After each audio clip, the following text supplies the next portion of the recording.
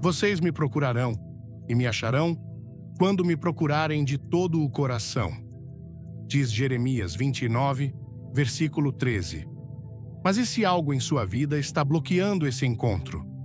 Billy Graham aponta verdades que ninguém te contou sobre o que te separa de Deus. Está pronto para mudar isso hoje? Sabias que pequenas decisões diárias podem nos afastar de Deus sem que sequer percebamos?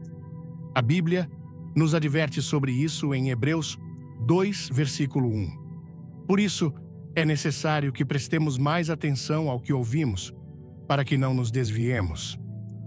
Esse versículo nos lembra que, se não cuidarmos da nossa relação com Deus, é fácil que hábitos incorretos nos levem na direção oposta ao seu propósito.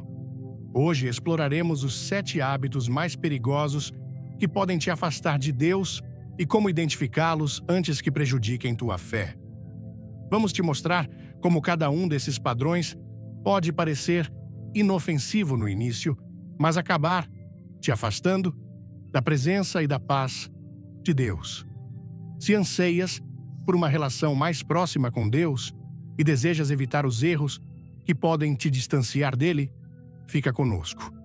Esta mensagem pode ser o início de uma mudança profunda em tua vida. Estás pronto para identificar o que te afasta do seu propósito?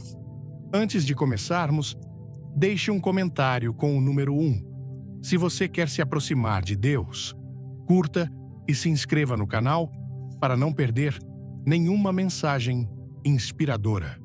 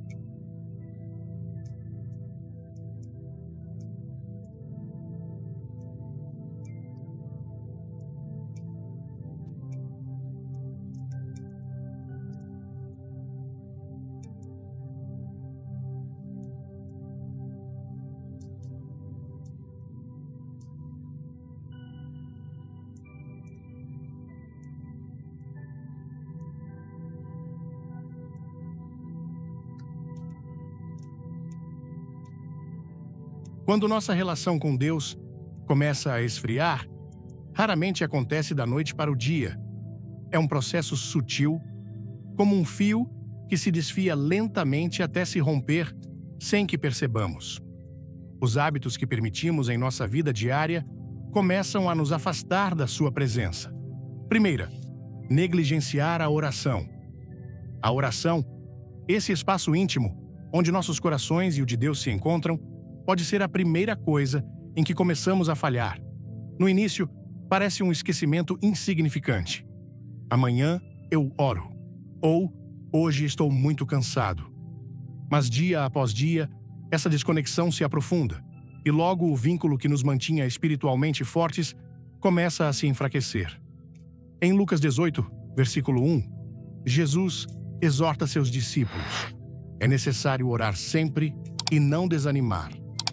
Esta instrução não é uma simples sugestão, mas uma chave para nos mantermos próximos do Pai. Em um mundo que constantemente compete por nossa atenção, a oração não é apenas o meio pelo qual apresentamos nossas petições, mas também o espaço onde ouvimos sua voz, onde encontramos orientação e consolo. Sem esse hábito, nossa alma fica exposta, vulnerável ao desânimo e à confusão que rapidamente podem tomar o controle. O inimigo sabe muito bem que um crente desconectado de Deus é mais fácil de derrotar. Em Efésios 6, versículo 18, somos encorajados. Orem em todo tempo, com toda a oração e súplica no Espírito. Isso não significa que cada segundo de nossa vida seja dedicado a palavras faladas, mas que nosso coração deve estar continuamente sintonizado com a presença de Deus. A oração não é apenas um dever, é um refúgio, um lugar onde nossa alma encontra descanso e direção.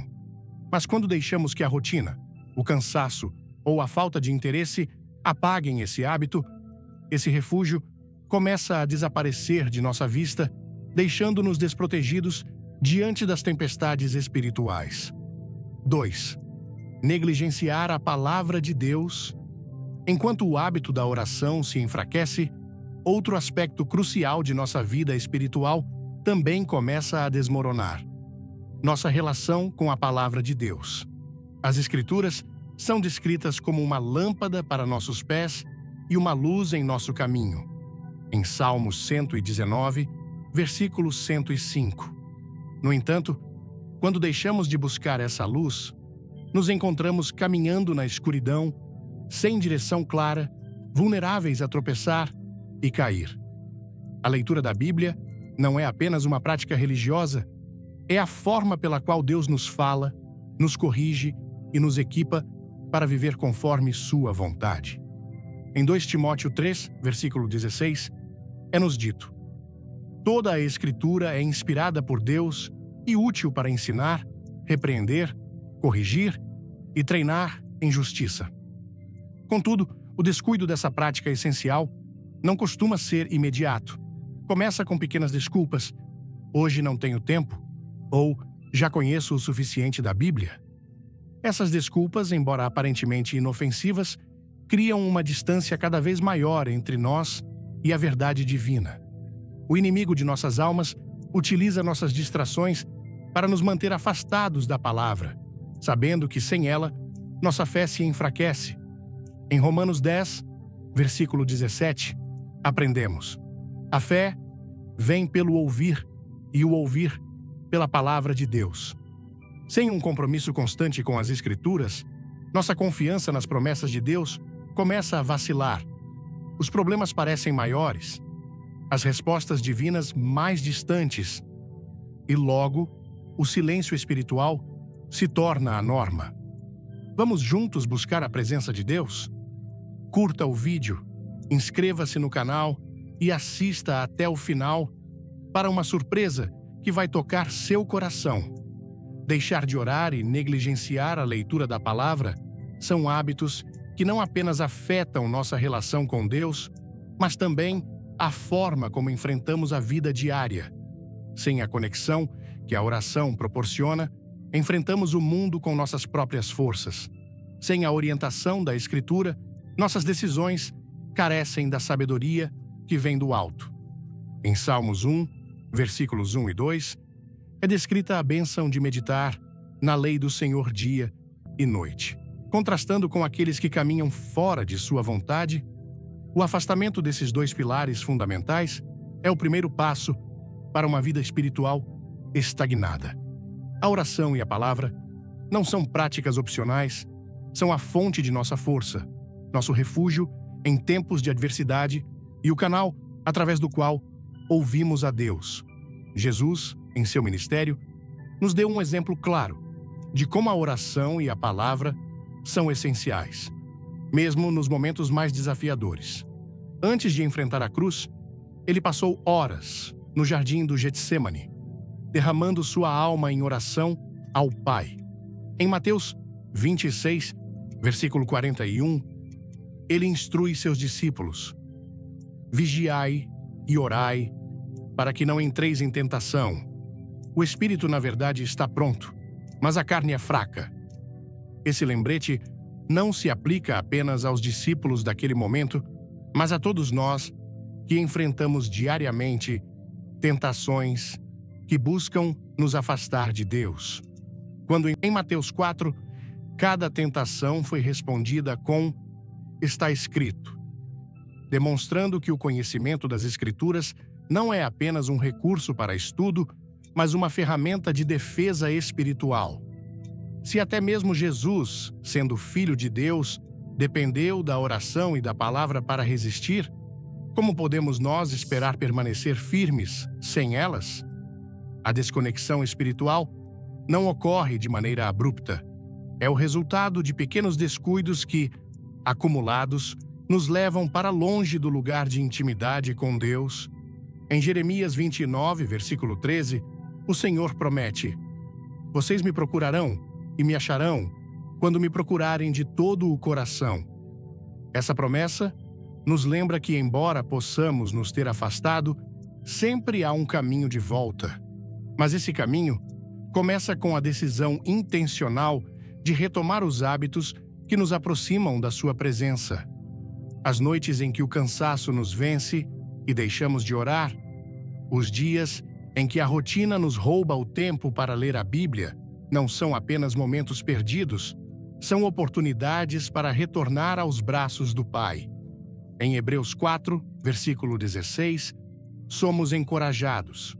Aproximemo-nos, pois, com confiança do trono da graça, para a fim de recebermos misericórdia e acharmos graça para socorro em tempo oportuno.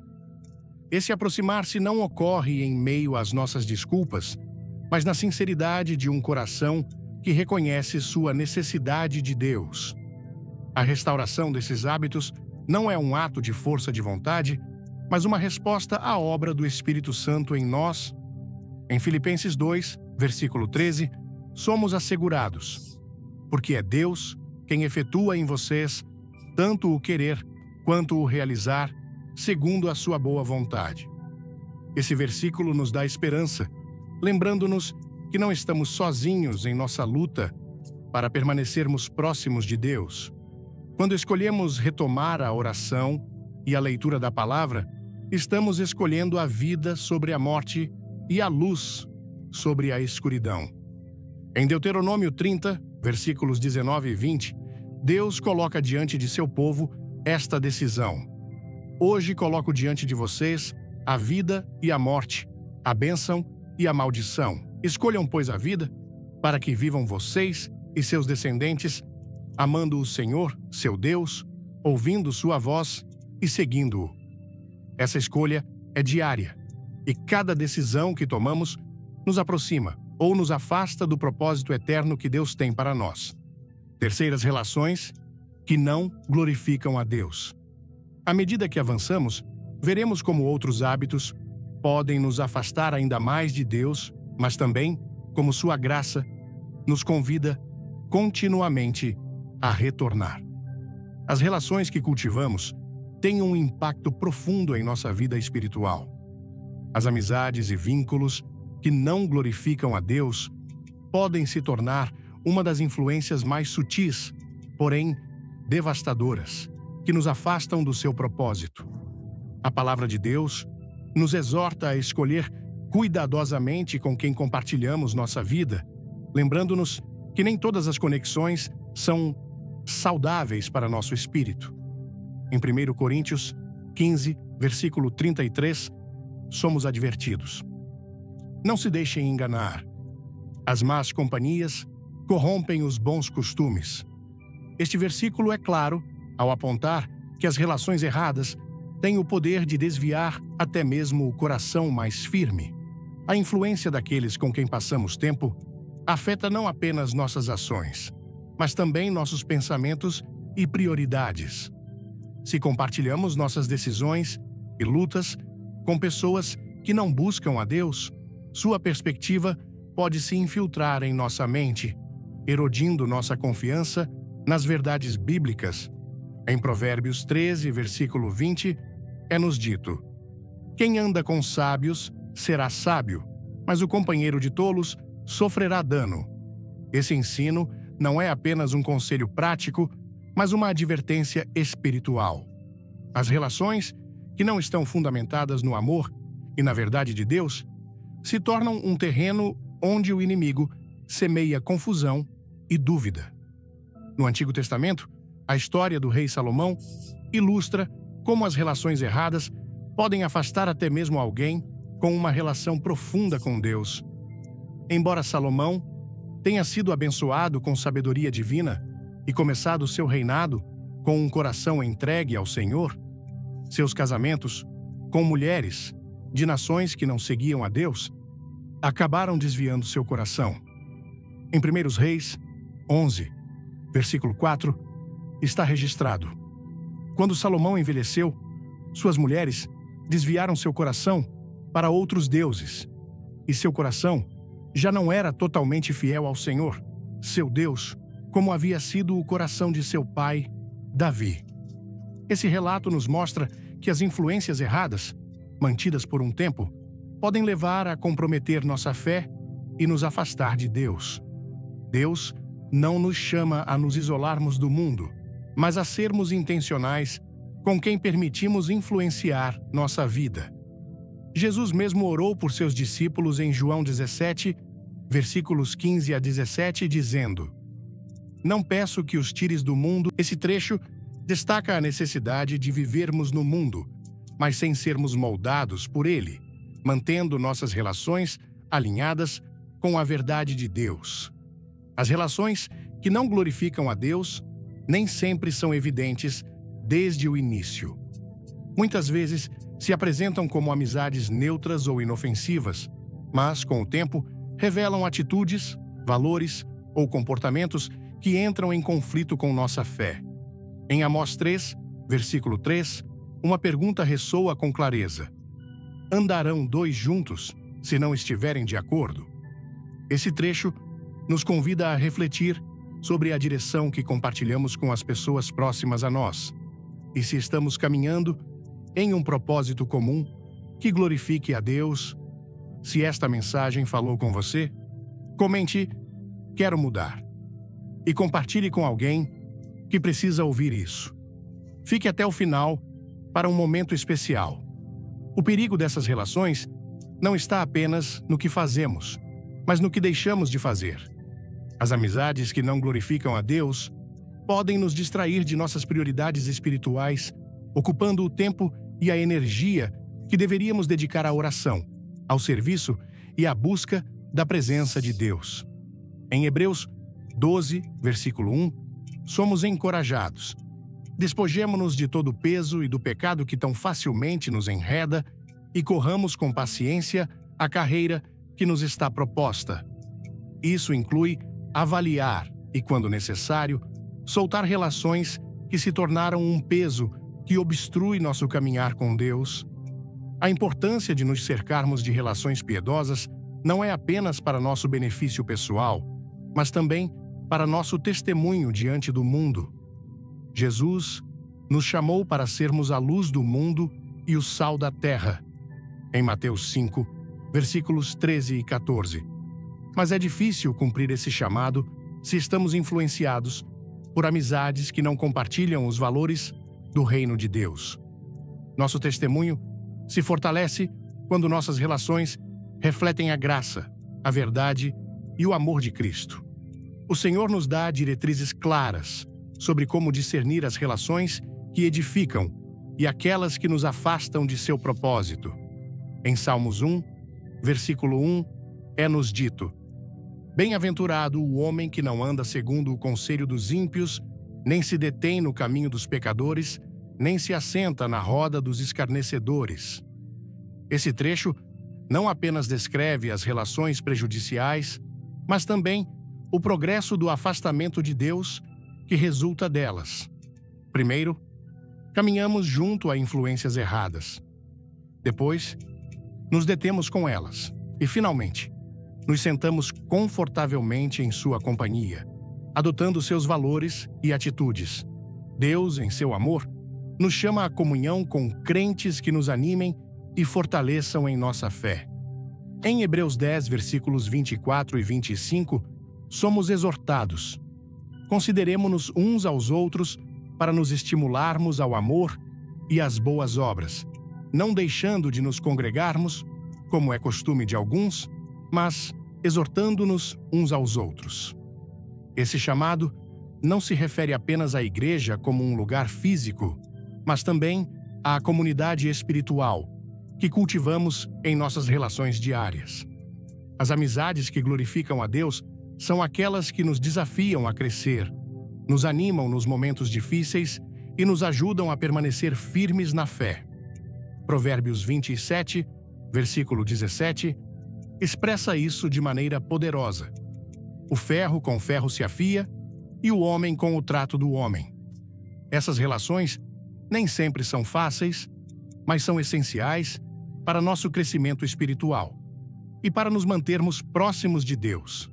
O processo de identificar e ajustar nossas relações pode ser difícil, mas é necessário. Jesus, em seu ministério, modelou a importância de se cercar de pessoas com propósito.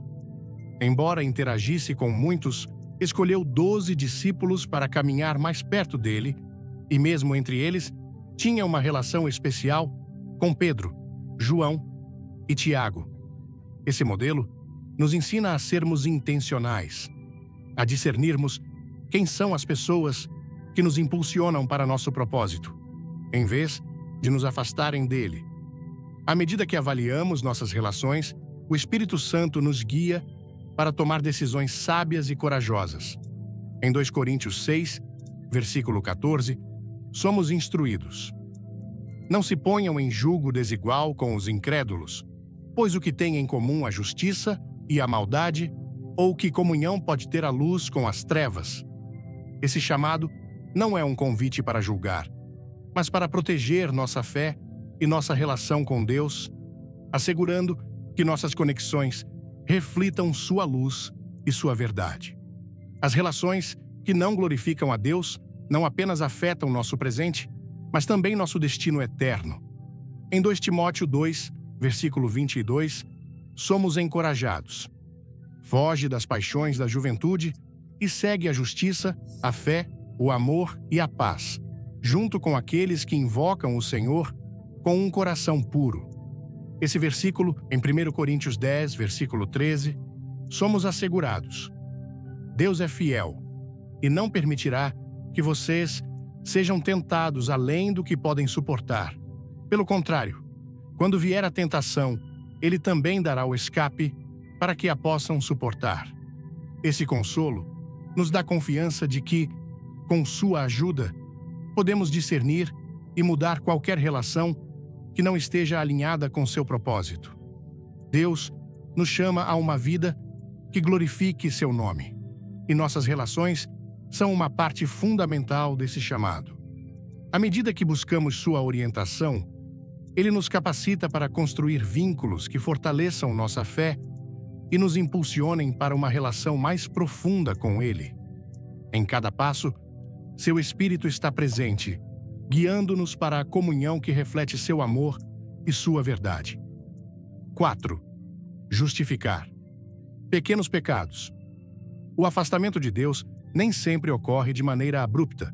Muitas vezes, começa com decisões aparentemente pequenas, atos que parecem insignificantes, mas que pouco a pouco corroem nossa relação com Ele.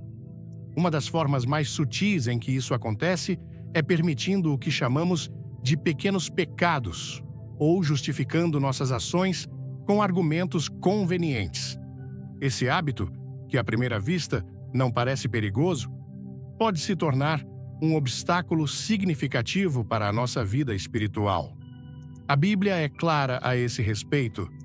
Em Cantares 2, versículo 15, encontramos uma advertência sobre as raposinhas que devastam os vinhedos. Essas raposinhas representam esses erros aparentemente insignificantes, esses deslizes que racionalizamos dizendo não é tão grave ou isso não faz mal a ninguém. Mas como essas raposinhas nos vinhedos, esses pequenos pecados têm o poder de destruir o que Deus está cultivando em nossa vida. Aceitar o pecado, por menor que pareça, nos afasta do padrão de santidade ao qual Deus nos chama. Em Levítico 11, versículo 45, Deus diz: "Sejam santos, porque eu sou santo." Esse mandato não é opcional nem relativo, reflete a natureza de Deus e seu chamado para que vivamos conforme seu caráter. Cada vez que justificamos o que é errado, permitimos que nossa consciência se torne insensível, dificultando ouvir sua voz e perceber sua direção. Um exemplo claro encontramos na vida do rei Davi, em 2 Samuel 11. O pecado de Davi começou com algo que poderia ter sido evitado: ficar em Jerusalém enquanto suas tropas estavam em batalha. O que se seguiu foi uma cadeia de decisões que culminaram em adultério e assassinato. Embora o pecado inicial pudesse parecer insignificante, abriu a porta para uma série de ações que o afastaram de Deus e trouxeram graves consequências para sua vida. Esse relato nos lembra que o pecado nunca é inofensivo. Sempre tem um custo espiritual e emocional.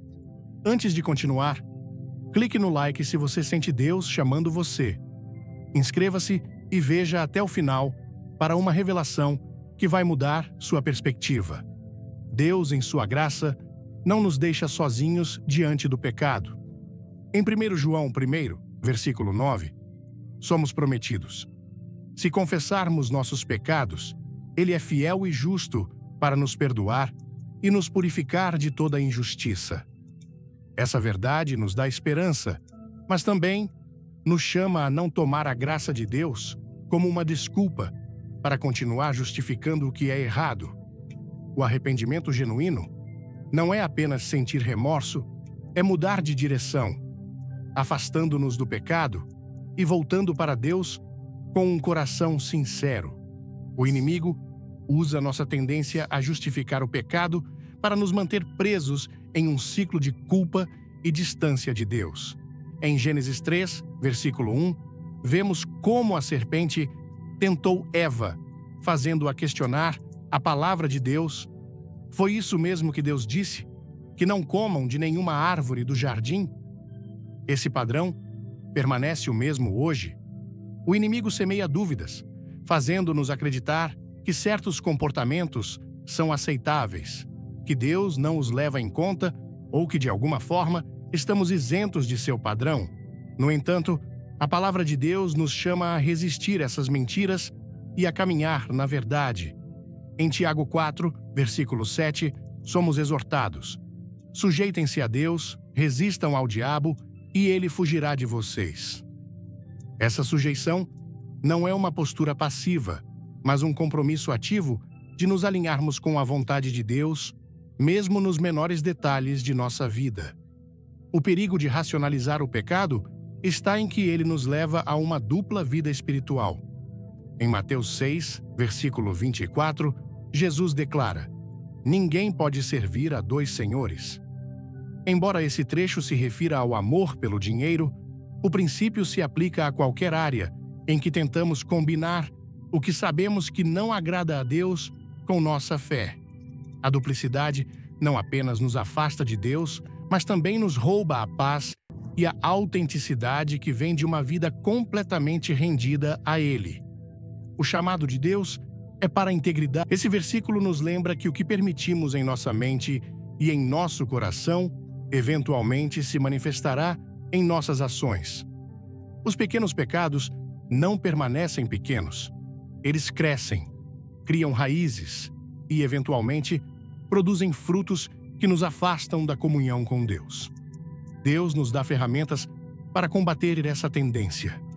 Em Efésios 6, versículo 11, somos instruídos: vistam toda a armadura de Deus para que possam resistir às ciladas do diabo. Essa armadura inclui a verdade, a justiça, o evangelho da paz, a fé, a salvação e a palavra de Deus. Essas não são metáforas vazias, são recursos divinos para nos proteger e fortalecer contra as tentações e mentiras que buscam justificar o pecado em nossa vida. A justificação do pecado não afeta apenas nossa relação com Deus, mas também nosso testemunho diante dos outros. Em Mateus 5, versículo 16, Jesus nos chama a sermos luz no mundo, dizendo: que a vossa luz brilhe diante dos homens, para que vejam as vossas boas obras e glorifiquem a vosso Pai que está nos céus. Quando permitimos pequenos pecados, nossa luz se apaga e nosso testemunho perde credibilidade. O processo de arrependimento e restauração nem sempre é fácil, mas é essencial. Em Salmos 51, versículo 10, Davi clama: cria em mim, ó Deus, um coração puro e renova dentro de mim um espírito reto. Esse clamor não é apenas por perdão, mas por uma transformação interna que restaure sua relação com Deus. Esse mesmo clamor deve ser nosso quando reconhecemos as áreas onde permitimos que o pecado se infiltre em nossa vida. Deus, em sua misericórdia, nos dá a força para vencer o pecado e viver uma vida que o honre. Em Romanos 6, versículo 14, somos assegurados: o pecado não terá domínio sobre vocês, porque vocês não estão debaixo da lei, mas debaixo da graça. Essa verdade nos liberta não para justificar o pecado, mas para viver na plenitude da graça de Deus, que nos capacita para caminhar em santidade. Cada decisão que tomamos, por menor que pareça, tem impacto em nossa relação com Deus.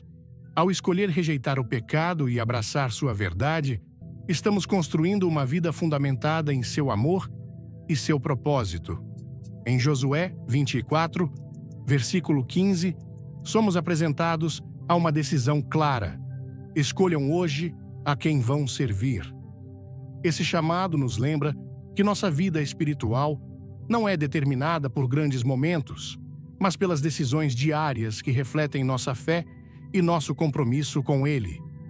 Deus nos convida a viver uma vida onde sua santidade seja a nossa guia, onde sua palavra seja a nossa verdade e onde seu Espírito seja a nossa força. Em cada passo, Ele está conosco, capacitando nosso coração para resistir ao pecado e caminhar em sua luz. Esse chamado não é apenas uma opção, mas um convite para experimentar a plenitude de sua presença e sua paz. 5. Materialismo e busca por prazeres.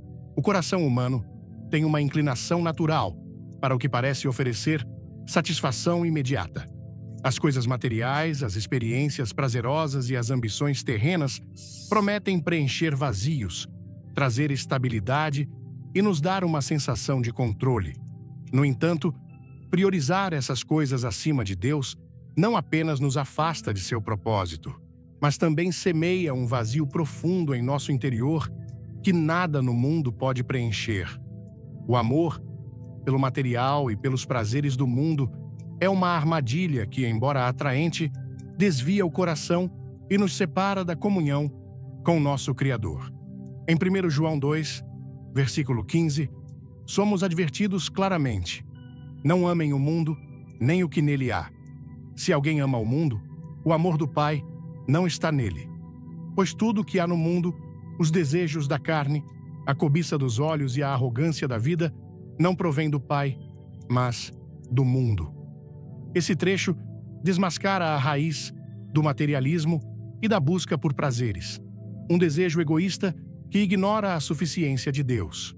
Quando essas prioridades tomam o lugar de nossa relação com Ele, tornam-se ídolos que nos roubam a paz e nos afastam da fonte da verdadeira vida. Deus, em Sua palavra, não condena as bênçãos materiais nem o desfrute de sua criação. O que Ele condena é a desordem de nossas prioridades. Em Mateus 6, versículo 24, Jesus explica de forma contundente: ninguém pode servir a dois senhores, pois odiará um e amará o outro, ou se dedicará a um e desprezará o outro. Vocês não podem servir a Deus e às riquezas. Esse versículo revela que, embora possamos possuir bens materiais, não devemos permitir que eles nos possuam. A Escritura está repleta de advertências sobre os perigos de focar nosso coração no materialismo. Em Eclesiastes 5, versículo 10, somos lembrados: quem ama o dinheiro jamais se satisfará com ele, e quem ama as riquezas nunca terá o suficiente.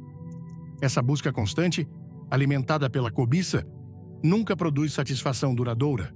A busca por prazeres e riquezas não apenas afeta nossas prioridades, mas também nossa relação com os outros.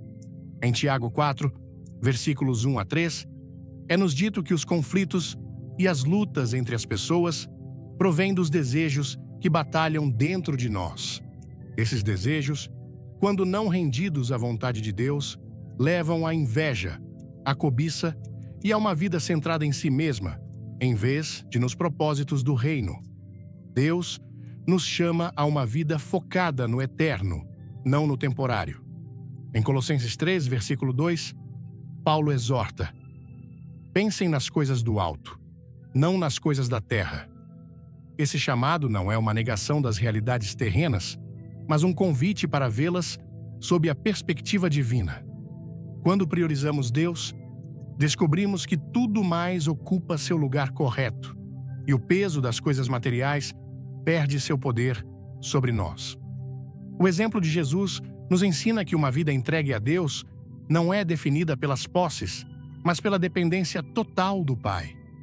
Durante seu ministério, Jesus não acumulou riquezas, nem buscou conforto terreno.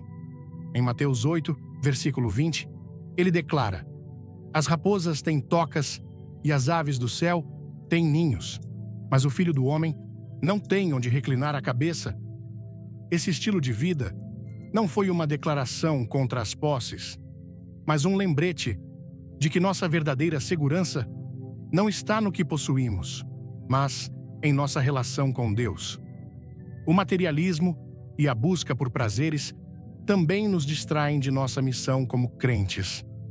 Em Lucas 12, versículo 15, Jesus adverte: cuidado! Fiquem atentos contra todo tipo de ganância. A vida de uma pessoa não consiste na abundância de seus bens. Quando nossas prioridades estão alinhadas com o reino de Deus, podemos viver livres do peso das expectativas terrenas, focando em amar a Deus e aos outros de maneira genuína. A Escritura também nos dá exemplos das consequências de amar as coisas do mundo acima de Deus. Em Marcos 10, encontramos a história do jovem rico que, embora guardasse os mandamentos, não estava disposto a renunciar a seus bens materiais para seguir a Jesus. Seu apego às riquezas o impediu de experimentar a plenitude de caminhar com o Salvador. Esse relato nos lembra que o amor pelo material pode se tornar uma barreira entre nós e Deus, uma barreira que nos priva da verdadeira liberdade espiritual. Em contraste, Deus nos oferece uma vida de plenitude que não depende das circunstâncias terrenas. Em João 10, versículo 10, Jesus promete: eu vim para que tenham vida e a tenham em abundância. Essa abundância não é medida por posses ou experiências, mas pela paz, alegria e comunhão com Deus que só Ele pode dar. O chamado a viver uma vida livre do materialismo e dos prazeres do mundo não significa que devemos rejeitar tudo o que é terreno, mas que devemos usá-lo com sabedoria e gratidão. Em 1 Timóteo 6, versículo 17, Paulo instrui aos ricos deste mundo, ordena que não sejam orgulhosos, nem ponham sua esperança nas riquezas, que são tão incertas, mas em Deus, que nos proporciona tudo em abundância para nosso prazer. Esse equilíbrio nos permite desfrutar das bênçãos de Deus sem que elas ocupem o lugar que pertence somente a Ele. A luta contra o materialismo é uma batalha do coração. Em Mateus 6, versículo 21, Jesus nos lembra: onde estiver o teu tesouro, aí estará também o teu coração. Esse versículo nos desafia a avaliar nossas prioridades e a garantir que nosso tesouro esteja no céu, não nas coisas passageiras da terra. Deus, em seu amor, nos chama a buscar primeiro seu reino e sua justiça. Em Mateus 6, versículo 33, ele promete: busquem, pois, em primeiro lugar, o reino de Deus e a sua justiça, e todas essas coisas vos serão acrescentadas. Esse versículo não é uma garantia de riqueza material, mas uma declaração de que quando nossas prioridades estão alinhadas com Deus, Ele supre todas as nossas necessidades segundo sua perfeita vontade. O materialismo e a busca por prazeres não apenas afetam nossa relação com Deus, mas também nossa alma. Em Marcos 8, versículo 36, Jesus faz uma pergunta que ressoa profundamente: pois que adianta ao homem ganhar o mundo inteiro e perder a sua alma? Essa advertência nos leva a refletir sobre o que realmente importa e a garantir que nossa vida esteja alinhada com o propósito eterno de Deus.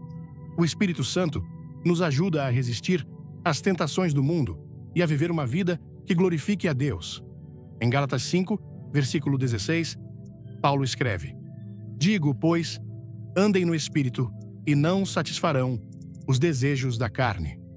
Esse chamado não é uma carga, mas um convite para caminhar em liberdade, guiados pelo poder transformador de Deus. Deus deseja que vivamos uma vida abundante em sua presença, não presos às armadilhas do mundo. Em Filipenses 4, versículo 13, Paulo testifica: sei o que é passar necessidade e sei o que é ter fartura. Tudo posso naquele que me fortalece. Esse testemunho nos inspira a buscar nossa satisfação em Cristo, que é suficiente em qualquer circunstância. Nossa relação com Deus não é determinada pelo que possuímos, mas por aquele a quem servimos. O materialismo e os prazeres do mundo podem parecer atraentes, mas nunca poderão igualar a plenitude de viver uma vida rendida a Deus. Em cada passo que damos, Ele nos chama a confiar em sua provisão, a desfrutar de suas bênçãos com gratidão e a manter nosso coração focado no eterno. 6. Isolamento espiritual. O isolamento espiritual é uma das estratégias mais sutis que o inimigo utiliza para nos afastar de Deus. A desconexão da comunidade de fé não ocorre de um momento para outro, mas como um processo gradual em que nos acostumamos a viver nossa fé de maneira individual, sem o apoio e a orientação que Deus projetou para a sua igreja. Esse hábito não apenas enfraquece nossa relação com o Senhor, mas também nos deixa vulneráveis à dúvida, à tentação e ao desânimo. A palavra de Deus enfatiza a importância de nos congregarmos como crentes. Em Hebreus 10, versículos 24 e 25, somos exortados: consideremo-nos uns aos outros para nos estimularmos ao amor e às boas obras, não abandonando nossa reunião, como é costume de alguns, mas exortando-nos uns aos outros. Esse trecho deixa claro que a comunhão não é uma opção, mas uma necessidade espiritual que Deus estabeleceu para nosso crescimento e fortalecimento. O propósito de nos reunirmos, como corpo de Cristo, não é apenas cumprir um requisito religioso, mas nos edificarmos mutuamente no amor e na verdade. Em 1 Coríntios 12, versículo 12, Paulo descreve a igreja como um corpo. Porque assim como o corpo é um e tem muitos membros, e todos os membros, sendo muitos, formam um só corpo. Assim, também é Cristo. Essa analogia nos lembra que a vida cristã não foi projetada para ser vivida em isolamento, mas em comunidade, onde cada pessoa contribui para o fortalecimento dos outros. O inimigo busca semear a ideia de que nossa relação com Deus pode se manter intacta sem a comunidade de fé. No entanto, essa mentalidade ignora o desígnio divino da Igreja como um lugar onde somos nutridos, desafiados e apoiados em nosso caminhar espiritual. Em Provérbios 27, versículo 17, é-nos dito: o ferro com ferro se afia e o homem com o trato do homem. Essa interação, embora às vezes desconfortável, é necessária para nosso crescimento espiritual e para nos mantermos firmes em nossa fé. O isolamento não apenas nos desconecta dos outros, mas também das bênçãos que Deus dispôs por meio de sua Igreja. Em Efésios 4, versículo 11, é explicado que Cristo deu dons à Igreja: apóstolos, profetas, evangelistas, pastores e mestres, para o aperfeiçoamento dos santos, para a obra do ministério, para a edificação do corpo de Cristo, até que todos cheguemos à unidade da fé e ao pleno conhecimento do Filho de Deus. Ao nos afastarmos da comunidade, privamo-nos desse processo de edificação essencial para nosso crescimento. O isolamento também nos deixa mais vulneráveis às mentiras do inimigo.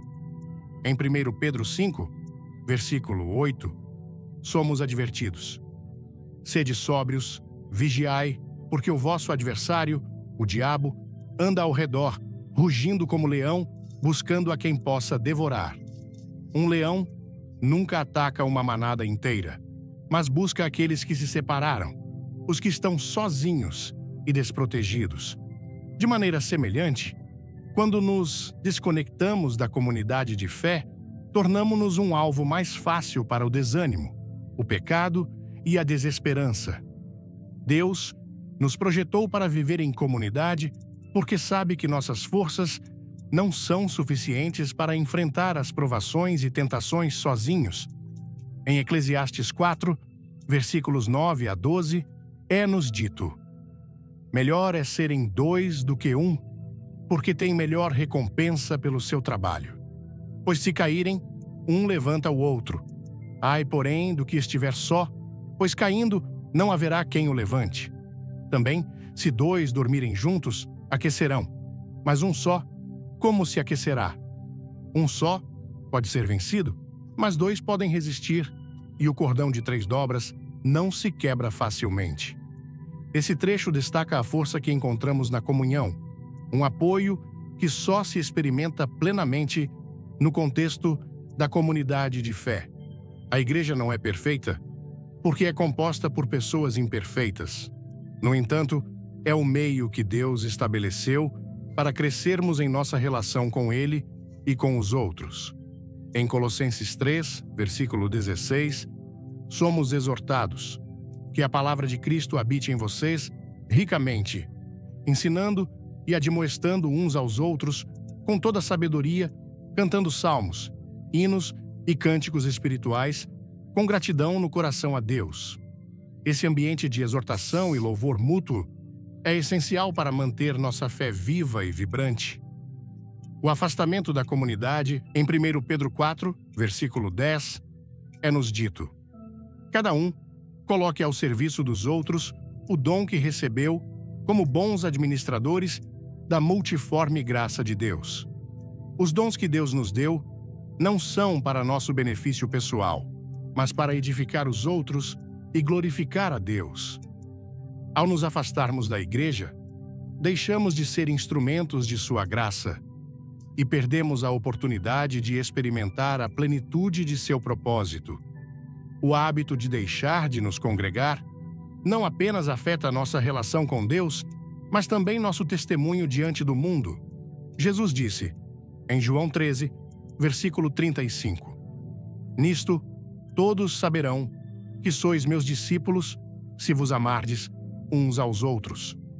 Esse amor mútuo não se manifesta no isolamento, mas na comunhão diária com outros crentes, onde aprendemos a refletir o amor de Cristo em nossas relações.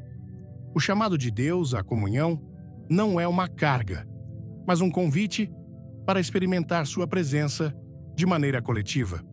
Em Mateus 18, versículo 20, Jesus promete: porque onde estiverem 2 ou 3 reunidos em meu nome, ali estou eu no meio deles. Essa promessa nos assegura que a presença de Deus se manifesta de maneira especial quando nos reunimos como sua igreja, lembrando-nos que não estamos sozinhos em nosso caminhar espiritual. Deus não apenas nos chama à comunidade, mas também nos equipa para permanecer nela. Em Gálatas 6, versículo 2, somos instruídos: levem os fardos uns dos outros e assim cumprirão a lei de Cristo. Esse mandamento nos lembra que a comunidade de fé não é apenas um lugar para receber, mas também para dar, compartilhando nossas cargas e fortalecendo os outros em amor. O isolamento espiritual pode parecer uma opção cômoda, especialmente em tempos de dificuldade ou decepção. No entanto, Deus nos chama a superar essas barreiras e a buscar a comunhão com outros crentes. Em Romanos 12, versículos 4 e 5, Paulo escreve: porque assim como em um só corpo temos muitos membros, e nem todos os membros têm a mesma função, assim também nós, sendo muitos, somos um só corpo em Cristo e, individualmente, membros uns dos outros. Esse lembrete nos insta a valorizar nosso lugar na igreja e a entender que nossa presença e participação são vitais para o corpo de Cristo. À medida que enfrentamos os desafios do isolamento espiritual, podemos confiar que Deus está agindo para restaurar nossa relação com sua igreja. Em Filipenses 1, versículo 6, somos assegurados: estou convencido de que aquele que começou boa obra em vocês vai completá-la até o dia de Cristo Jesus. Essa promessa nos dá esperança, lembrando-nos que, embora possamos nos sentir distantes, Deus está sempre nos chamando de volta à sua comunhão e ao seu propósito eterno. 7. Ignorar o chamado ao arrependimento e à santidade. Ignorar o chamado ao arrependimento e a uma vida de santidade não é apenas um hábito perigoso, mas uma condição que pode endurecer o coração e nos afastar da graça transformadora de Deus. Esse hábito pode começar de maneira sutil, com uma pequena resistência a enfrentar áreas de nossa vida que precisam de correção. Mas seu impacto espiritual é profundo. A Bíblia nos chama repetidamente a viver em arrependimento, não como um ato isolado, mas como um estilo de vida que nos mantém em comunhão com Deus e alinhados com sua vontade. Em Atos 3, versículo 19, somos exortados: arrependam-se, pois, e convertam-se, para que sejam apagados os seus pecados e venham tempos de refrigério da parte do Senhor. Esse chamado não é um convite a um arrependimento superficial, mas a uma transformação profunda que vem de reconhecer nossa necessidade de Deus e render nossas vidas completamente a Ele. No entanto, o inimigo trabalha para nos convencer de que o arrependimento não é necessário, ou que podemos adiá-lo indefinidamente, roubando-nos a oportunidade de experimentar a plenitude de sua graça. O arrependimento genuíno não é apenas uma mudança de comportamento, mas uma mudança de coração. Em Ezequiel 36, versículo 26, Deus promete: dar-lhes-ei um coração novo e porei dentro de vocês um espírito novo. Tirarei o coração de pedra e lhes darei um coração de carne. Essa mudança é obra do Espírito Santo em nós e ocorre quando nos humilhamos diante de Deus, confessamos nossas faltas e permitimos que seu poder transforme nossas vidas. O perigo de ignorar o arrependimento é que ele endurece nossa consciência e nos separa da santidade que Deus nos chama a viver. Em Hebreus 12, versículo 14, é-nos dito: sigam a paz com todos e a santidade, sem a qual ninguém verá o Senhor. Esse versículo deixa claro que a santidade não é uma opção para o crente, mas uma condição essencial para manter nossa relação com Deus e experimentar sua presença. A resistência ao arrependimento também pode se manifestar na falta de resposta ao chamado. Em João 16, versículo 8, Jesus descreve como o Espírito convence o mundo do pecado, da justiça e do juízo. Ignorar essa convicção é ignorar a obra de Deus em nós, o que nos leva a uma vida espiritualmente estagnada e afastada de seu propósito. O chamado à santidade não é uma carga, mas um convite para viver na plenitude do desígnio de Deus. Em 1 Pedro 1, versículos 15 e 16, é-nos dito: como é santo aquele que os chamou, sejam também vocês santos em todo o seu proceder, pois está escrito: sede santos, porque eu sou santo. Esse chamado reflete o caráter de Deus e seu desejo de que seu povo viva em pureza, refletindo sua luz em um mundo cheio de escuridão. Ignorar esse chamado não apenas afeta nossa relação com Deus, mas também nosso testemunho diante dos outros. Em Mateus 5, versículo 16, Jesus nos chama a sermos luz no mundo, dizendo: assim brilhe a vossa luz diante dos homens, para que vejam as vossas boas obras e glorifiquem a vosso Pai que está nos céus. Uma vida que rejeita o arrependimento e a santidade perde seu brilho, afetando nossa capacidade de impactar os outros para o reino. A santidade não é um padrão inatingível, mas um processo contínuo que ocorre por meio do poder de Deus em nós. Em Filipenses 2, versículo 13, somos assegurados: porque é Deus quem efetua em vocês tanto o querer quanto o realizar, segundo a sua boa vontade. Esse versículo nos dá esperança, lembrando-nos que não estamos sozinhos em nossa luta por viver em santidade, mas que Deus está agindo em nós para cumprir seu propósito. A rejeição do arrependimento também pode nos levar a um estado de autojustificação, onde tentamos racionalizar nossos erros em vez de enfrentá-los. Em Lucas 18, versículos 9 a 14, Jesus conta a parábola do fariseu e do publicano, mostrando como o fariseu se justificava a si mesmo, enquanto o publicano se humilhava diante de Deus, dizendo: ó Deus, tem misericórdia de mim, pecador.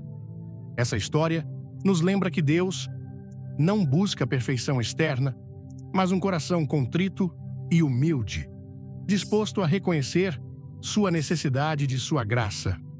A santidade também se manifesta em nossas decisões diárias, em como vivemos e nas prioridades que estabelecemos.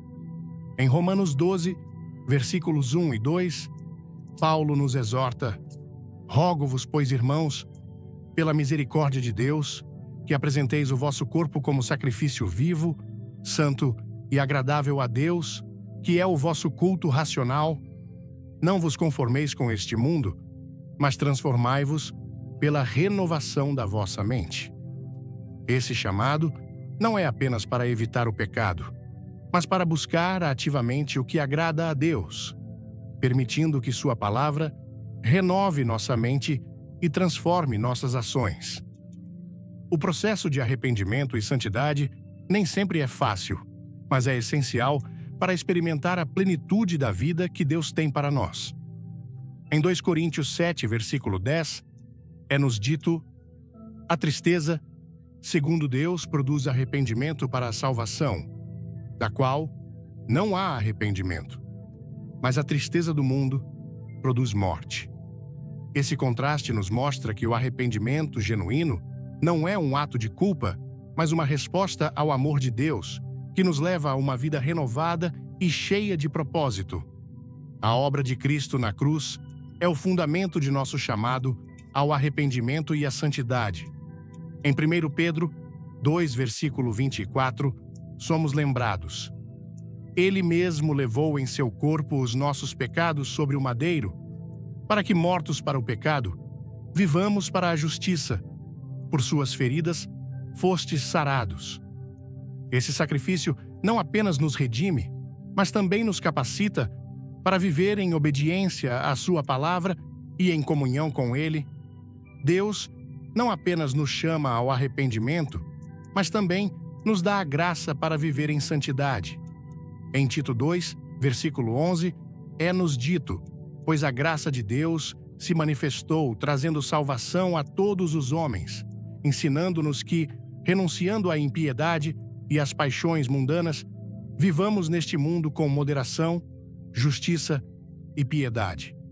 Esse versículo nos lembra que a graça de Deus não apenas nos salva, mas também nos capacita para viver uma vida que o glorifique. O hábito de ignorar o arrependimento e a santidade não apenas afeta nosso presente, mas também nossa eternidade.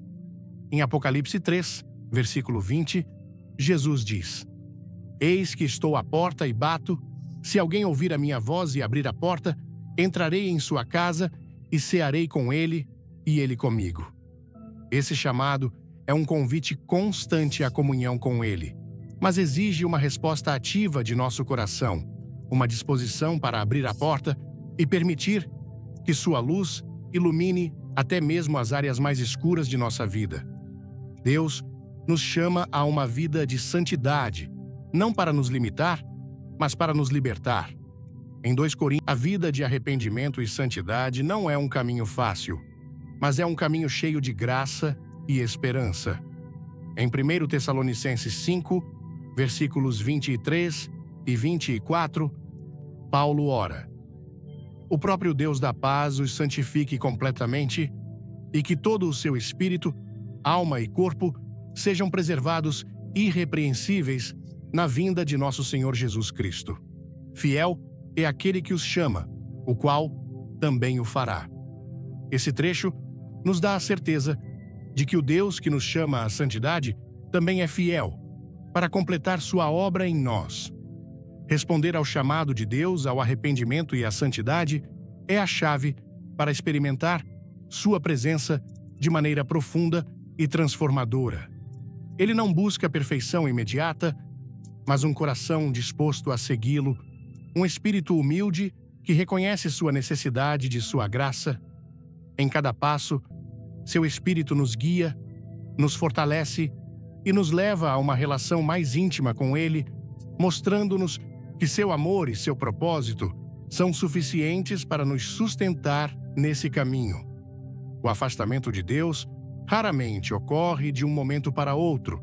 É um processo gradual, alimentado por hábitos aparentemente insignificantes que, se não corrigidos, nos conduzem a uma desconexão espiritual mais profunda. No entanto, Deus, em sua infinita graça, sempre nos chama de volta à sua presença, oferecendo-nos a oportunidade de redirecionar nossa vida para Ele e romper com esses padrões que nos afastam. Ao refletirmos sobre os hábitos que exploramos, podemos identificar como cada um deles tem o poder de corroer nossa relação com Deus. Deixar de orar, por exemplo, nos desconecta dessa comunicação direta que é essencial para manter nossa fé viva e vibrante. A falta de leitura e meditação em sua palavra nos priva da orientação divina. Quando li e meditei sobre a mensagem dos 7 hábitos perigosos que podem afastar de Deus, senti um impacto profundo em meu coração. Como brasileiros, vivemos em uma cultura vibrante, cheia de paixão, fé e comunidade, mas também enfrentamos desafios diários que podem, sem que percebamos, nos afastar da presença de Deus. Cada um dos 7 hábitos apresentados, negligenciar a oração, ignorar a palavra de Deus, manter relações que não glorificam a Deus, justificar pequenos pecados, priorizar o materialismo, isolar-se espiritualmente e ignorar o chamado ao arrependimento, ressoa como um alerta para nossa vida cotidiana. No Brasil, onde a espiritualidade é tão enraizada, seja nas missas lotadas, nas festas religiosas ou nos momentos de oração em família, é fácil cair na armadilha de pensar que nossa fé está segura, mesmo quando pequenos deslizes começam a se acumular.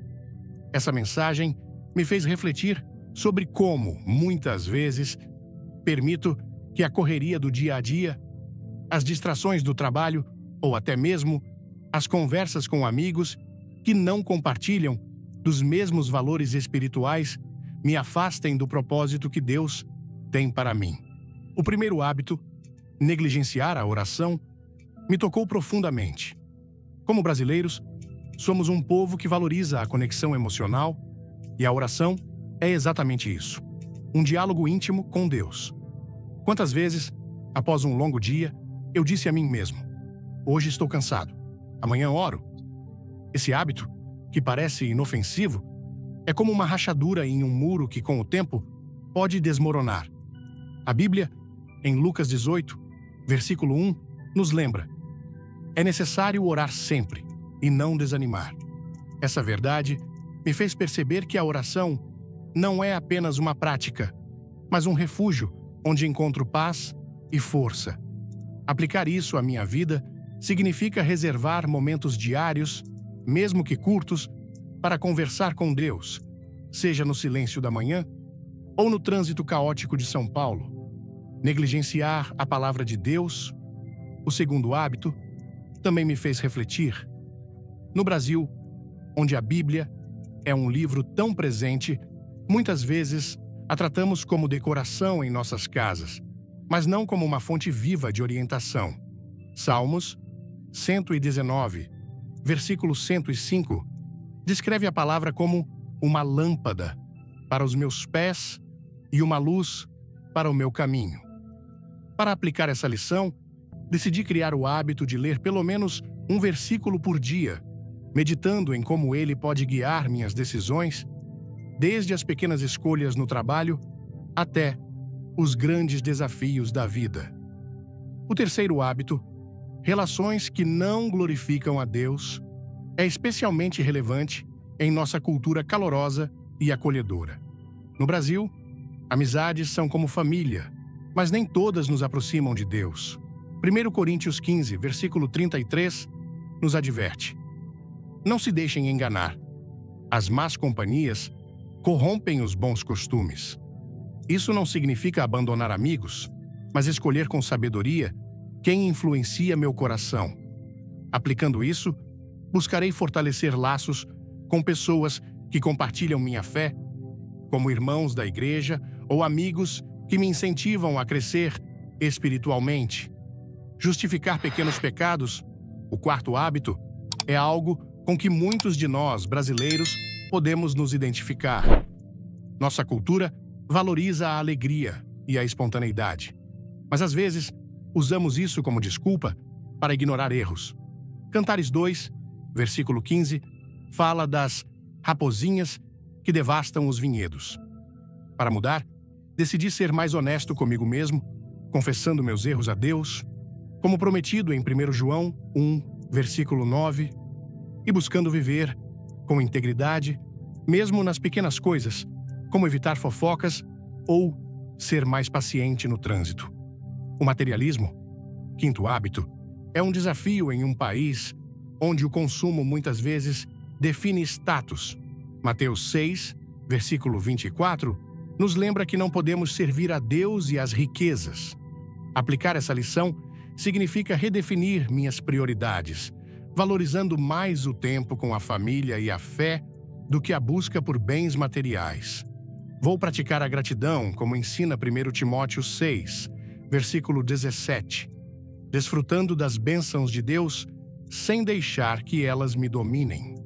O isolamento espiritual, sexto hábito, me fez repensar minha relação com a comunidade. No Brasil, a igreja é um lugar de união, como nas festas de padroeiros ou nos grupos de oração. Hebreus 10, versículos 24 e 25, nos exorta a não abandonar a comunhão.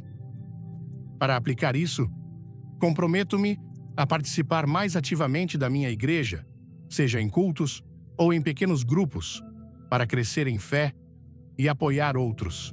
Por fim, ignorar o arrependimento e a santidade, o sétimo hábito é um chamado à transformação.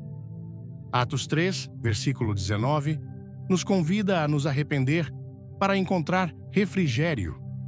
Na cultura brasileira, onde a renovação é celebrada, esses hábitos me ensinaram que a fé é uma escolha diária. No Brasil, onde a espiritualidade é vivida com emoção, cada pequeno passo em direção a Deus fortalece nossa conexão com Ele. A mensagem de Billy Graham me inspirou a viver com intencionalidade, escolhendo a vida, como Deuteronômio 30, versículos 19 e 20, nos exorta. Minha maior lição é que Deus nunca está distante. Somos nós que nos afastamos, mas Sua graça sempre nos chama de volta. Se esta mensagem tocou seu coração, não guarde isso só para você. Curta o vídeo, compartilhe com alguém que precisa ouvir essa verdade e inscreva-se no canal para não perder nenhuma palavra de esperança. Deixe nos comentários qual desses hábitos você vai mudar hoje. Fique até o final, porque temos uma surpresa especial para você que deseja se aproximar de Deus. Vamos juntos viver a vida abundante que Ele prometeu em João 10, versículo 10.